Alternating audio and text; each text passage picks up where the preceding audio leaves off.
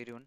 Today I'm going to show like how we can connect to the Google Colab and we can run Python codes without any application and without any exe file. We can just simply run all our Python codes here and we can show the output and we can connect here. This is a link. We have to click on this link. Once you click on this link, you can get this page and you have to sign up here for the first time. After that, the interface should be like this. So you have to click here the plus symbol, the code symbol here. Then you can get a code block here. You have to import the required modules, whatever you want. For the simple purpose, for the demo purpose, I'm importing pandas here. I will create one data set. Yes. Yeah, I'm creating this.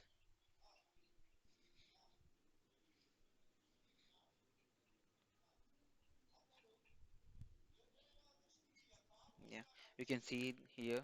It is created, and I want to create a data frame here. That is df is equal to pd dot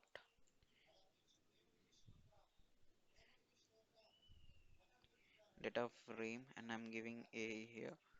You can check the output df. Yeah, the data frame is created successfully. You can show the output here, and this is the way we have to connect and we have to show the output. And for example, if you are not able to write any code, like uh, if you're not able to build the logic, you can simply ask an AI. Here the AI extension is there. You can simply ask the AI, it will give the code and you can check and you can update the code based on your requirement. For example, I'm asking for another code. Write a Python code to create a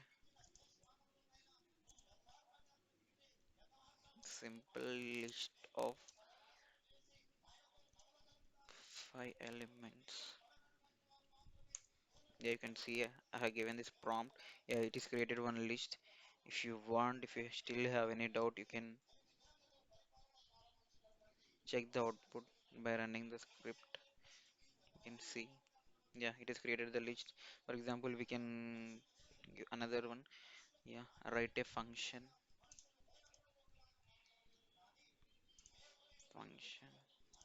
to find the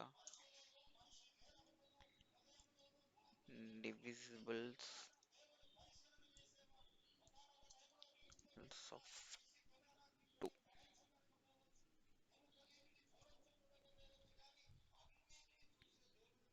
Yeah, it is written a function.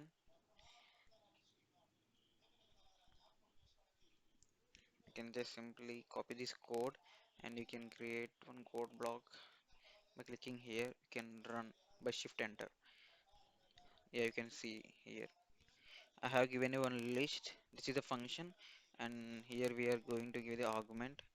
And yeah, this is an empty list. You can see the for loop, and we are checking here whether it is divisible by 2 or not. Once it is divisible, it should get the reminder 0. We are cross verifying it. If the number is true here, if the number is true here, we are appending that number into the divisible number, and we are returning the finally this divisible number list, and that list we can find here. Every time after creating a function, we have to call the function, then only it will work and we can see the output here. And this is the way like how we can create and how we can run code.